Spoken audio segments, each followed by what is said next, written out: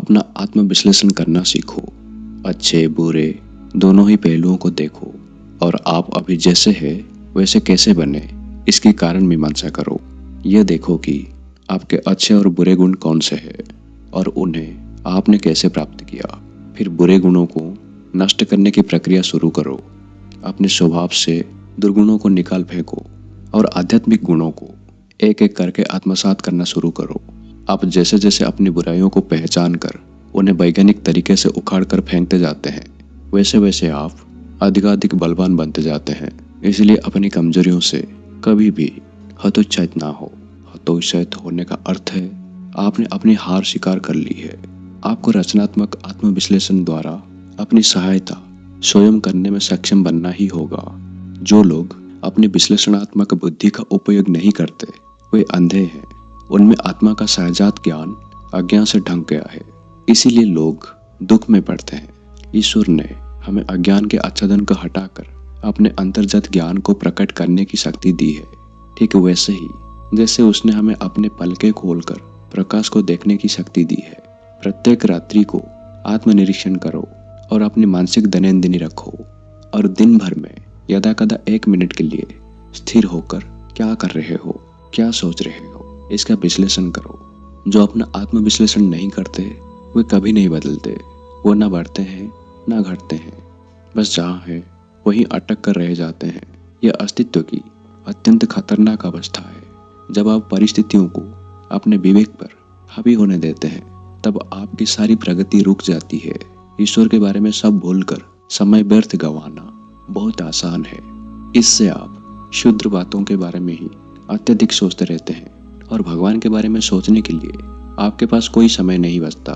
जब आप प्रत्येक रात्रि को अपना आत्मविश्लेषण करते हैं तब इसका ध्यान रखिए कि आप एक ही स्थान पर अटक कर ना रह जाएं। आप इस जगत में अपने आप को खोने नहीं बल्कि अपने सच्चे स्वरूप को ढूंढने के लिए आए हैं। ईश्वर ने आपको अपने जीवन पर विजय प्राप्त करने के लिए अपना एक सैनिक बनाकर यहाँ भेजा है। आप उनकी संतान है और सबसे बड़ा पाप है अपने सर्वोच्च कर्तव्य को भूल जाना या उसका निर्वहन में टाल मटोल करना।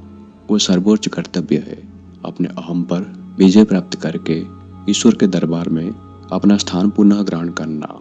जितनी अधिक आपकी समस्याएं हो उतना ही अधिक अवसर प्रभु को यह दिखाने के लिए आपको प्राप्त है कि आप भी एक आध्यात्मिक नेपोलियन या आध्यात्मिक चंगेज खान है, एक आत्मविजेता।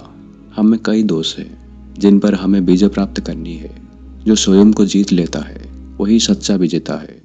आपको भी वो करने का प्रयास करना चाहिए जो मैं कर रहा हूँ। नित्य अपने अंतर में अपने आप को जीतते रहना और इस आंतरिक विजय के कारण ही महाभूत जो इतने रहस्यमय लगते हैं, शास्त्र जो इतने परस्पर विरोधी प्रतीत होते हैं, सब कुछ ईश्वर के महान प्रकाश में स्पष्ट हो जाता है।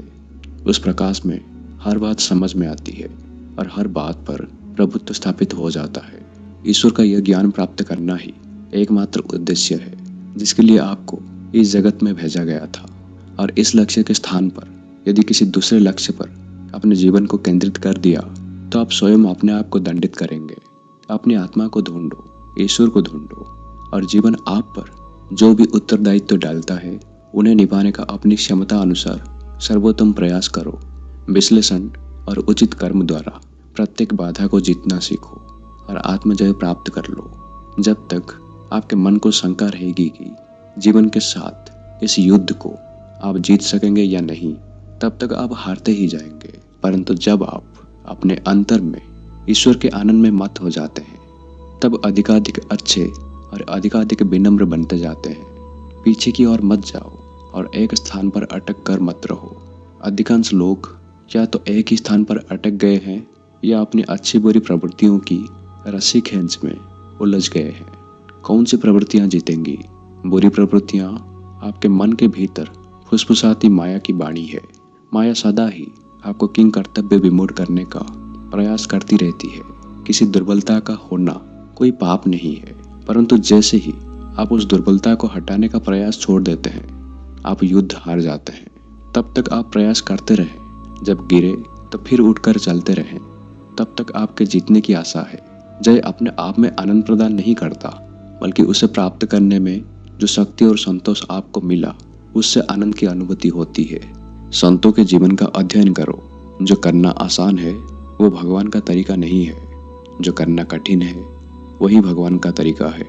सेंट फ्रांसिस की समस्याएं इतनी थी कि आप उनकी कल्पना भी नहीं कर सकते, परंतु उन्होंने प्रयास नहीं छोड़ा। मन की शक्ति को प्रयोग कर एक एक करके उन्होंने सब बाधाओं को हटा दिया और सृष्टि के स्वामी के साथ वे एक हो गए।